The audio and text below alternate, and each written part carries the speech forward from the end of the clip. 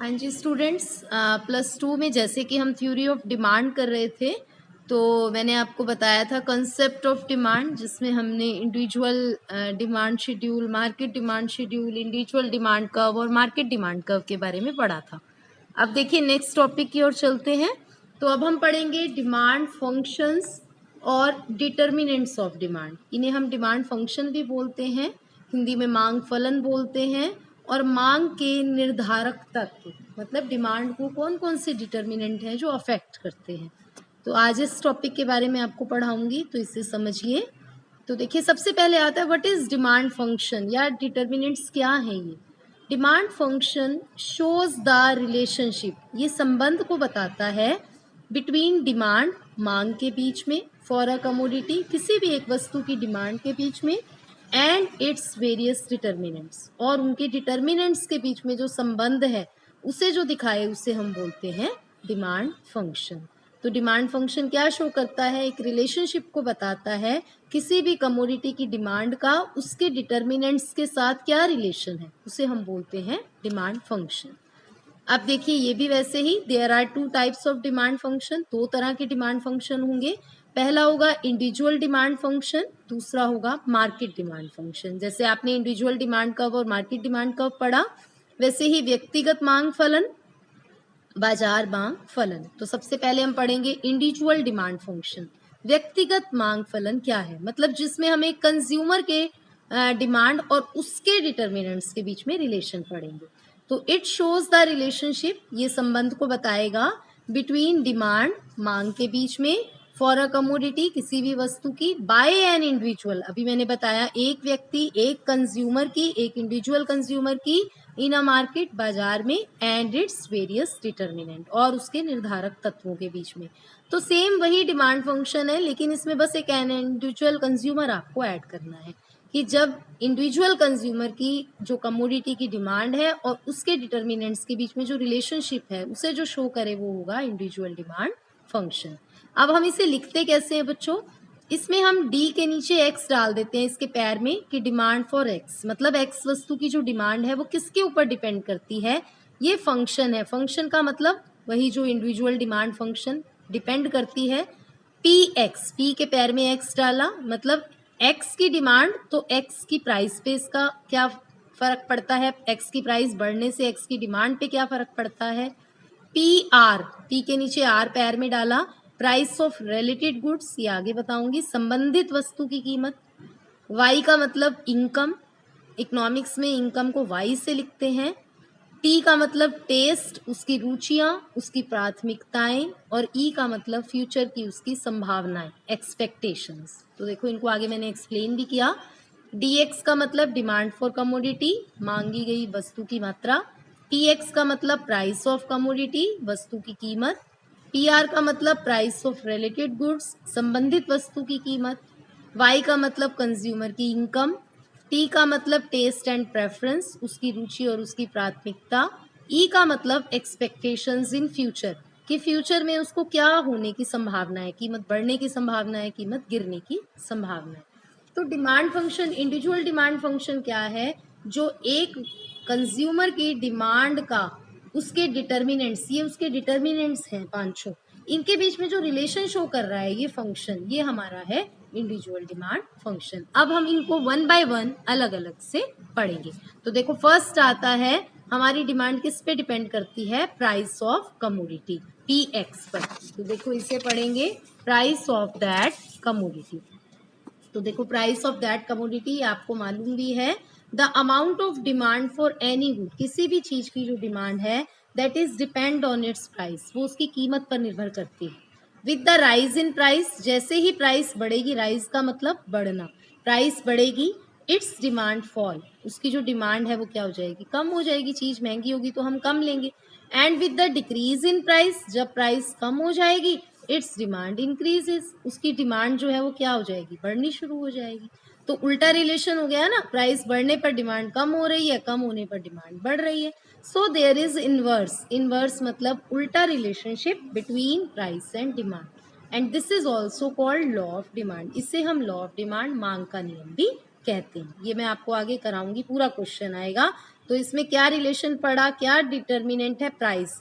अगर x की price बढ़ रही है तो x की डिमांड हम कम कर देंगे, अगर x की प्राइस जो है वो कम हो रही है तो हम x की डिमांड को बढ़ा देंगे। तो इनवर्स, उल्टा रिलेशन है। सेकेंड पॉइंट आता है बच्चों, देखो price of related goods. Related का मतलब होता है संबंधित, संबंधित वस्तुओं की कीमतें, मतलब जो चीज हम ले रहे हैं उससे जुड़ी हुई और भी चीजें हैं, उनकी प्राइस का भी हमारी डिमांड पर फर्क पड़ जाता है। जैसे रिलेटेड गुड्स दो तरह की होती हैं बच्चों, एक होती है सब्स्टिट्यूट गुड्स जिसे हम हिंदी में बोलते हैं प्रतिस्थापन वस्तुएं, और एक होती है कॉम्प्लीमेंट्री गुड्स जिसे हम बोलते हैं पूरक वस्तुएं। अब ये क्या होती हैं बेटा? सब्स्टिट्यूट गुड्स, प्रतिस्थापन वस्तुएं। दीज आर दोज गुड्स, ये वो चीजें हैं which we can substitute for each other, जिन्हें हम एक दूसरे के बदले में अदला बदली कर सकते हैं। मतलब ये नहीं लेनी तो वो ले लेंगे, सब्स्टिट्यूट कर सकते हैं, एक की जगह दूसरे का प्रयोग कर सकते हैं। जैसे कि चाय की जगह कॉफी, टी कॉफी, एग्जाम्पल है ये, पेपर में भी आते हैं। Ball pen, ink pen. In such type of goods, ऐसी गुड्स में increase in price of one good, अगर मान लो किसी एक की प्राइस बढ़ती है, cause a increase in demand for other, हमें दूसरी की डिमांड ज्यादा कर देते हैं। And decrease in price of one good, एक की डिमांड कम, प्राइस कम होगी तो हम दूसरी की डिमांड भी कम कर देंगे। आपको एक एग्जांपल देकर बताती हूँ, देखो उससे आपको इजीली समझ में आएगा। मान लो मैं यहाँ लिखती हूँ टी और यहाँ लिखती हूँ कॉफी। आप टी कॉफी को छोड़िए, मान लीजिए मैं यहाँ लिखती हूँ कोक और यहाँ लिखती हूँ पेप्सी, आपको यहाँ से ज़्यादा अच्छे से समझ में आ जाएगा। मान लो कोक की प्राइस बढ़ जाती है, अब जब कोक की प्राइस बढ़ेगी आप कोक की डिमांड कम करोगे, क्वांटिटी कम करोगे, पेप्सी की डिमांड ज़्यादा कर दोगे, क्योंकि पेप्सी भी 10 की थी, कोक भी 10 की थी, 10 रुपए की। आप कोक पी रहे थे, कोक महंगी होगी, आप छोड़ोगे कोक, छोड़ो, आप सोचोगे हम पेप्सी ले लेते हैं। तो देखो रिलेशन क्या है, एक की प्राइस बढ़ी, दूसरे की डिमांड भी बढ़ गई। तो यही बात मैंने बोली थी ऊपर, देखो कि increase in the price of one good, एक की प्राइस बढ़ेगी, cause a increase in demand for other, दूसरे की डिमांड जो है वो बढ़ जाएगी। मान लो इसकी प्राइस कम हो जाती है तो आप कोक ज्यादा लोगे, इधर से पेप्सी कम कर दोगे। तो देखो एक की प्राइस कम हुई, दूसरे की डिमांड भी कम हो गई। तो यहाँ पे दोनों गुड्स की प्राइस और क्वांटिटी में कैसा रिलेशनशिप है बेटा? पॉजिटिव है बच्चों। एक बढ़ता है, दूसरे की डिमांड बढ़ जाती है, एक की प्राइस कम होती है, दूसरे की भी क्वांटिटी कम हो जाती है, तो पॉजिटिव होती है। अगर मेरे को इसका डायग्राम बनाना हो तो देखो मैं कैसे बनाऊंगी। मान लो यहाँ एक्स एक्सिस है, यहाँ वाई एक्सिस है, यहाँ पे मैं ले रही हूँ क्वांटिटी पेप्सी की, यहाँ पे मैं ले रही हूँ प्राइस कोक की। तो देखो ये पॉजिटिव होएगी कर्व, ऐसे बनेगी इसमें हमारी डिमांड को, वैसे नेगेटिव होती है ना, इसमें पॉजिटिव बनती है। क्यों? देखो मान लो यहाँ पे मैं एक पॉइंट ले लेती हूँ, ये प्राइस है कोक की, ये हम क्वांटिटी ले रहे हैं पेप्सी की, इस कीमत, ये प्राइस है कोक की, ये क्वांटिटी हो गई पेप्सी की। प्राइस बढ़ाई मैंने कोक की, प्राइस बढ़ा दी, पी से P1 कर दी, देखो पी से P1 प्राइस बढ़ाई, तो देखो कोक की क्वांटिटी भी बढ़ गई, क्यू से Q1 हो गई। तो ये पॉजिटिव रिलेशनशिप है। ये किसका डायग्राम है? ये सब्स्टिट्यूट गुड्स का डायग्राम। क्लियर? नेक्स्ट आता है देखो बच्चों complementary goods. These are those goods, पूरक वस्तुएं, ये वो वस्तुएं हैं which jointly satisfy our wants, जो मिलकर हमारी आवश्यकताओं को पूरा करती हैं, और complete the demand for each other, या एक दूसरे की डिमांड को पूरा करती हैं। जैसे कि पेन और इंक, मतलब जो दोनों इकट्ठी ली जाएंगी, एक को लेंगे तो गुजारा नहीं है। ब्रेड और बटर, थ्रेड और नीडल, सुई और धागा, कार और पेट्रोल, बिना पेट्रोल के तो गाड़ी नहीं चलेगी ना, दोनों को इकट्ठा ही लेना पड़ेगा, हमारी वांट्स ऐसे ही सेटिस्फाई होंगी।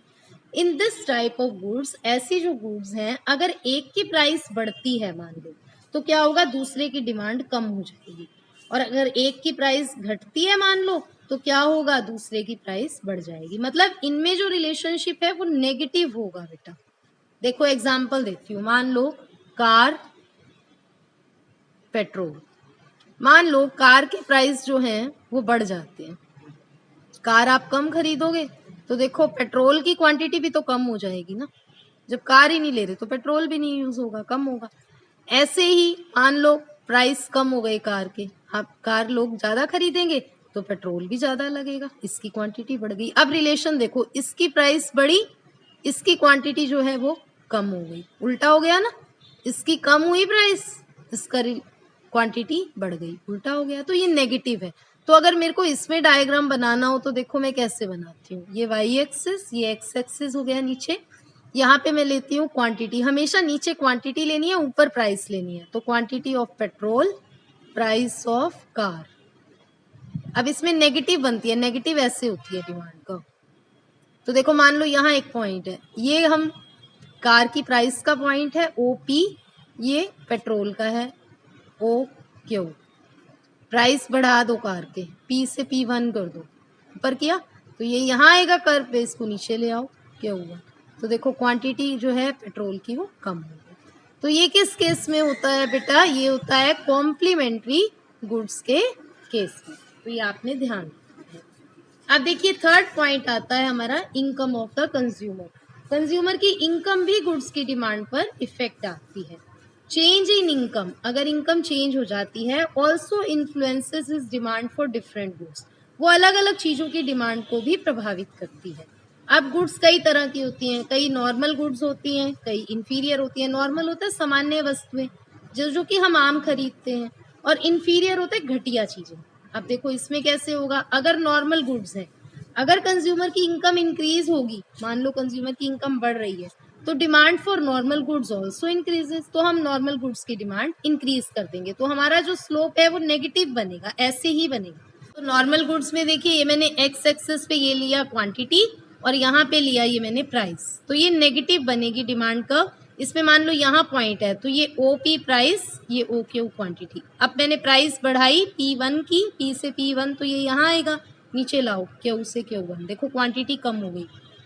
ये तो मैंने बनाया प्राइस और क्वांटिटी में, लेकिन हमें बनाना है इनकम के साथ। तो देखो अब इनकम के साथ रिलेशन बताना है, तो नॉर्मल गुड्स में हमारा इनकम के साथ रिलेशन ऐसा बनेगा, ये पॉजिटिव होता है। यहाँ पे हम लेंगे इनकम, Y लिख दिया मैंने, यहाँ क्वांटिटी।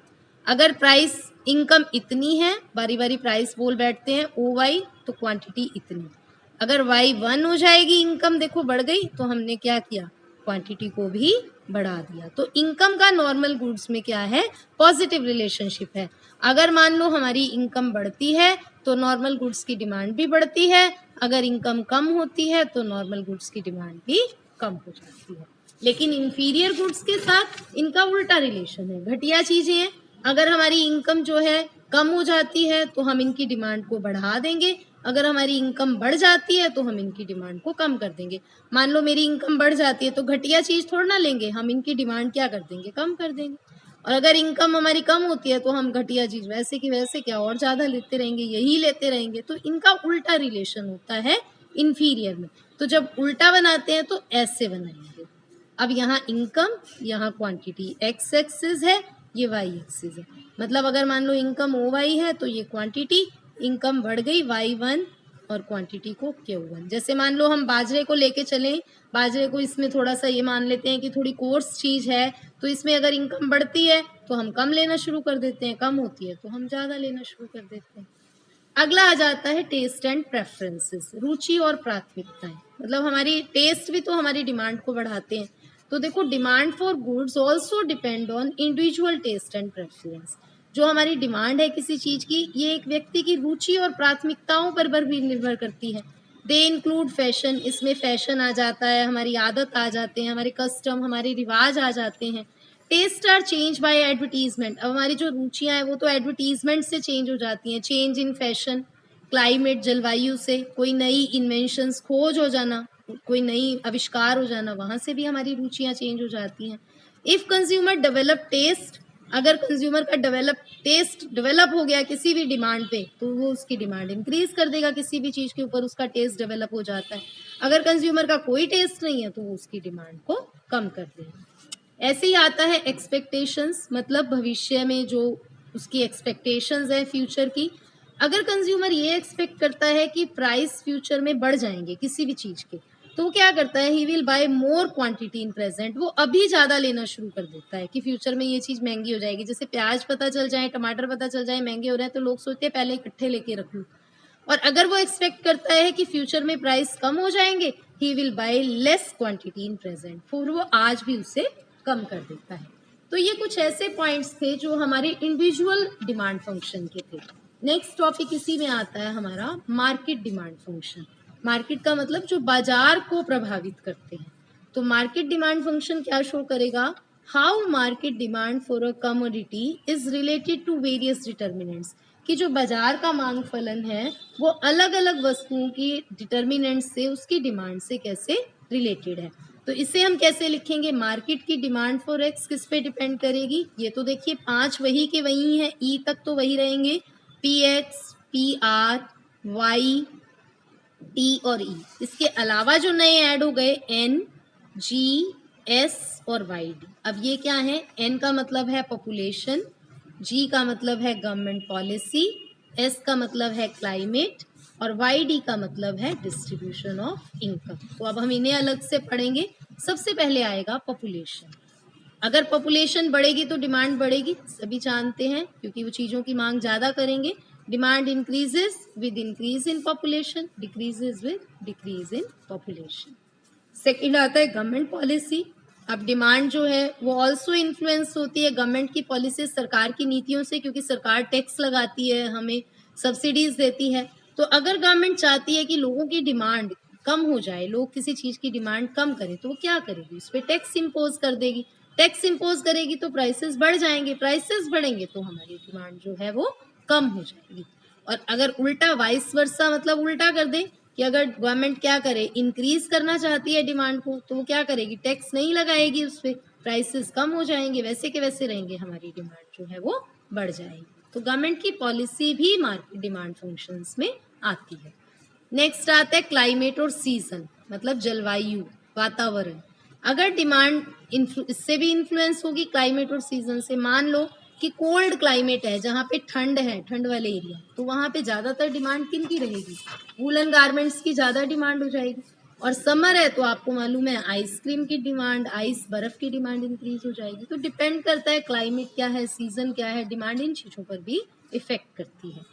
नेक्स्ट आता है distribution of income. Y income के लिए है और डी पैर में लगा दिया तो ये बन गया है डिस्ट्रीब्यूशन ऑफ इनकम। अब जो मार्केट डिमांड है वो इनकम के डिस्ट्रीब्यूशन पर भी डिपेंड करती है, मतलब आय का बंटना, कि लोगों के पास आय कैसे बट रही है। ये तो नहीं कि सारी इनकम अमीरों के पास जा रही है या सारी इनकम गरीबों के पास जा रही है। अगर इक्विटेबल डिस्ट्रीब्यूटेड हो रही है, इक्वल डिस्ट्रीब्यूट हो रही है, तो क्या होगा, हर चीज की डिमांड ज्यादा हो।